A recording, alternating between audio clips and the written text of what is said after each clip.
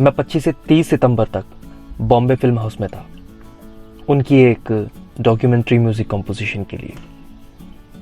ये मेरे लाइनअप का आखिरी प्रोजेक्ट था, जिसे मैं जल्द से जल्द खत्म करना चाहता था, ताकि मैं साहित्य के साथ एक हफ्ता बिता सकूं और फिर अपने प्लान लॉन्ग वॉक पर लौट सकूं। जब मैं 30 सितंबर के दिन स्टूडियो में रिकॉर्डिंग कर रहा था, तभी साहित्य ने मुझे करीबन दोपहर 12:40 पर कॉल किया।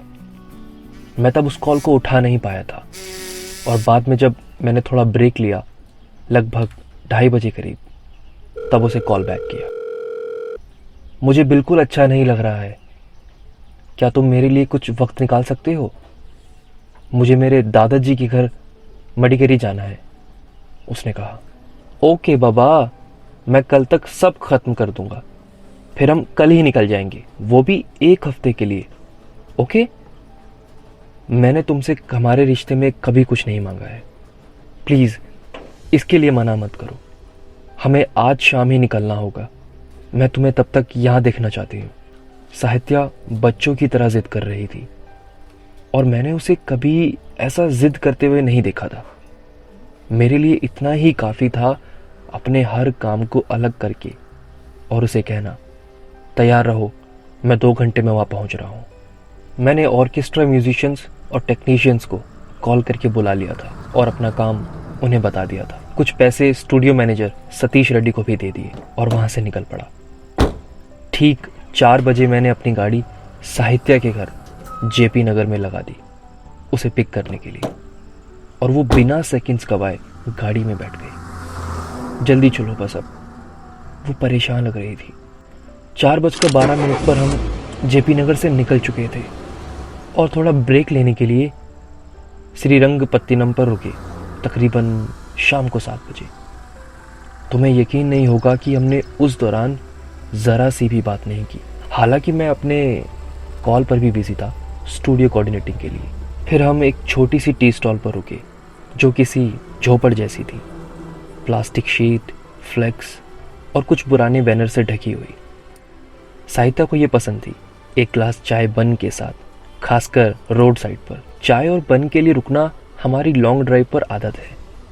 वह चाय में बन डुबोकर खाना पसंद करती थी और चाय से पहले उसे खत्म कर जाती थी। ओह रुको, इतना ही नहीं, वो गर्म खाली ग्लास को अपने गालों और गले पर लगाती थी, तब जाकर उसकी खुशी पूरी होती थी। मैं हमेशा उसे चुपचाप ऑब्जर्व करता, मगर इस बार उसने ऐसा नहीं किया। वो कहीं और खोई हुई थी। मैंने अपनी कॉल्स खत्म की और ठीक उसके सामने एक पत्थर पर जा बैठा। हमारी मैडम साहिबा का चेहरा क्यों उतरा है? मैंने पूछा। उसका जवाब उसके आंसुओं में था। हे, क्या हुआ साहित्या? क्या मैंने कुछ गलत किया? तुम रो क्यों रहे हो? मैंने फिर पूछा। कुछ भी तो नहीं, मैं बस खुद को शांत रखने की कोशिश कर रही थी इन ठंडी हवाओं के बीच, उसने जवाब दिया। तभी मुझे स्टूडियो से फिर कॉल आया और उसका जवाब देने के लिए थोड़ा साइड में चला गया। तकरीबन आधे घंटे कॉल पर बात करने के बाद जब मैं लौटा, साहित्य वहां नहीं थी। मैंने कार और हर जगह चेक किया, मगर वो कहीं नहीं थी। मैंने उसे कॉल किया पूछने के लिए। मैं यहीं पास में छोटे से मंदिर में आई थी, कुछ ही देर में पहुंच जाऊंगी, उसने कहा। फिर थोड़ा शांत होकर मैं गाड़ी में बैठ गया और दारा बेंद्रे के भावगीत सुनकर रिलैक्स करने लगा। मैं गाने के साथ ही अपनी फेवरेट ट्यून गाने ही लगा था कि तभी साहित्य आ गई। उसे देखकर कुछ बदला बदला सा लगा। उसका चेहरा खिला हुआ था, माथे पे सिंदूर, जैस्मिन हेम उसके खुले बालों पर लिपटे हुए थे। वह बिल्कुल फ्रेश और खुश दिख रही थी। मैं उसे अपनी गाड़ी से रेयर मिरर से देख रहा था, जिस तरह से वो कार की तरफ आ रही थी। अब चलें? मैंने पूछा। हाँ बिल्कुल, उसने जवाब दिया और ठीक मेरे बगल में आकर बैठ गई। उसके खुले बालों से जैस्मिन की खुशबू मेरी नाक से गुजर रही थी। अब तुम अपने सारे सवाल पूछो और मैं उन सब का जवाब दूंगी एक एक करके, उसने कहा। मैंने उसकी बात पर सिर्फ अपना सिर हिलाया। ऐसा लगता है कि राजीव को तुम्हारे पिता की कुछ चीज़ें मिली हैं जब वो घर की सफाई कर रहे थे, उसने कहा। साहित्य के पेरेंट्स का कोलकाता में खुद का होटल है, जबकि उसने अपना बचपन अपने दादाजी के घर मेडिकेरी में बिताया। जब मेरे पिताजी एक हॉस्पिटल बनाना चाहते थे, उसके दादाजी पहले शख्स थे जिन्होंने उसमें इन्वेस्ट किया।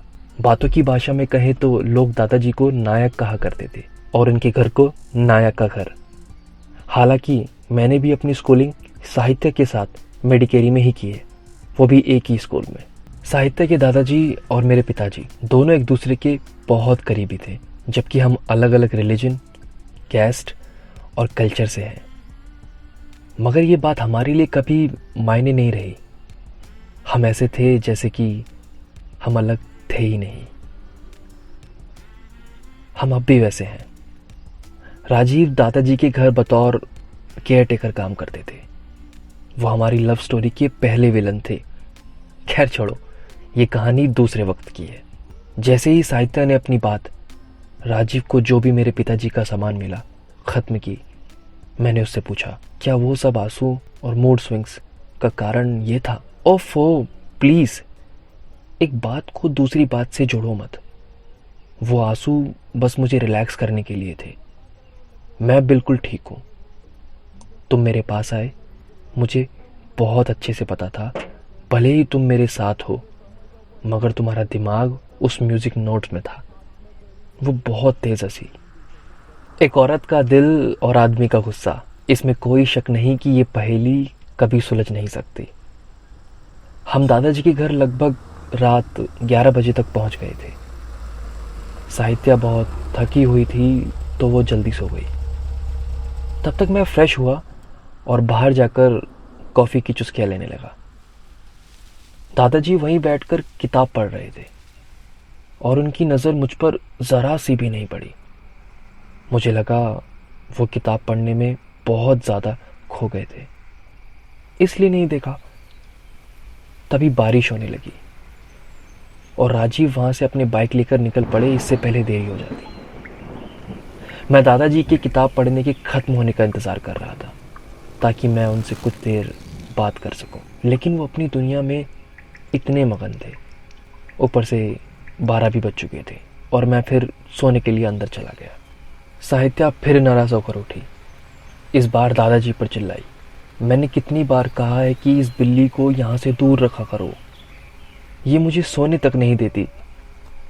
उनकी तरफ देखो, मेरे बिस्तर के चारों ओर मंडराती रहती है और चिल्लाती रहती है, मेरे अंगूठे को चाट रहे हैं। मैं और नहीं झेल सकती दादाजी, आप कभी मेरी बात नहीं सुनते। वो शुरू हो चुकी थी। आखिरकार दादाजी अपनी असली दुनिया में आए, मगर तब तक मैं सो चुका था। अगला दिन बेहद खूबसूरत था, शहर से बहुत दूर, मानो धरती पर एक जन्नत। मैं राजीव के साथ अपने घर गया, जो सामान उन्हें वहां मिला उसके लिए 27 डायरीज, माँ की तस्वीरें, नेल पॉलिश, शादी की साड़ी, मोर पंख, डैड की कविताएं। मुझे इतनी सारी चीज़ें मिली, मेरे लिए एक काफ़ी अजीब एहसास था। मैं एक ही वक्त पर खुश भी था और दुखी भी। हम मडिकेरी घूमे और शाम को वापस लौटे।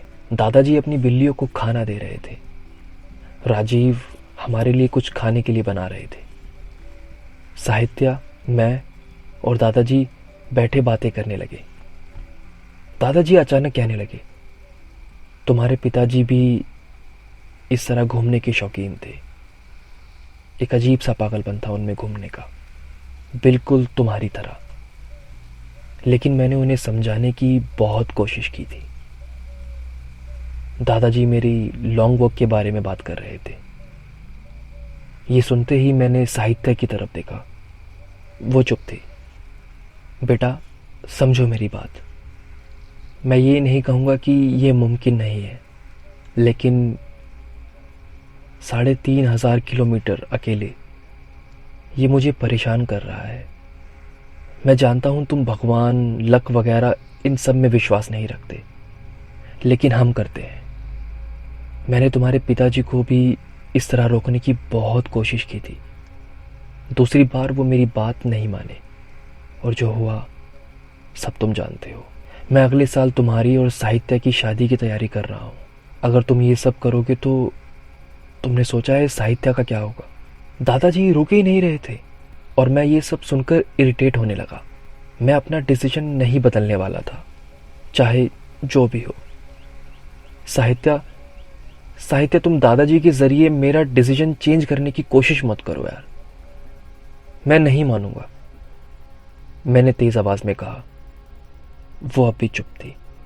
अगली सुबह 2 अक्टूबर को सुबह 6 बजे दादाजी और साहित्य मुझे किसी पूजा के लिए बागामंडला ले गए। हम कार में थे और पूरा सफ़र मेरे लिए बेहद अजीब रहा। दादाजी अभी तक चुप नहीं हुए थे और अब मैंने अपना सारा पेशेंस खो दिया था। दादाजी प्लीज बस करो, मैं वहां मरने नहीं जा रहा। और बात अगर शादी की है तो मैं वापस नहीं लौटा तो साहित्य की शादी किसी और से कर देना। मेरे कहने का ये मतलब नहीं था, मगर मैं खुद को रोक भी नहीं पाया। अब कार में अजीब सी चुप्पी हो गई थी। साहित्य ने मुझे कार के बाहर खींचा, मुझे शांत किया और कहा, अरे मैं तुम्हारे बिना रह सकती हूँ। बस इतना है कि दादाजी हमें बचपन से साथ देखते आए हैं, इसलिए वो चाहते हैं हम सेटल हो जाएं। एटलीस्ट उनके सामने ऐसे बात मत करो, उन्हें कितना बुरा लगा होगा। और हाँ, इस प्लान के बारे में दादाजी को तुम्हारे भाई ने बताया था, मैंने नहीं।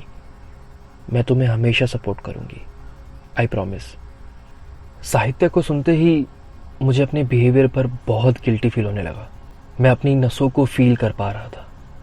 मेरा दिमाग ज़ोर से चिल्लाने लगा कि मैं कितना ज़िद्दी बन रहा हूँ। दादाजी मेरे लिए मेरे पिता जैसे थे और मुझे एहसास हो रहा था कि मुझे ऐसा नहीं करना चाहिए था। मैं माफ़ी मांगना चाहता था। इतने में दादाजी ही सामने से बोल पड़े, देखो बेटा, मैं जानता हूँ तुम नहीं मानोगे। तुम जाना चाहते हो, जाओ, लेकिन मुझे एक वादा करो। उनकी आंखों में आंसू थे। मैं शर्म की वजह से उन्हें सीधा मुंह नहीं देख पाया, इसलिए रेयर मिरर देखकर उनकी बातें सुन रहा था। लेकिन इससे पहले वो आगे कुछ कहते, एक तेज रफ्तार में आती जीप हमारी कार से टकरा गई। हर तरफ एयर बैग्स की वजह से मैं और साहित्य तो बच गए, मगर दादाजी शॉक को नहीं झेल पाए।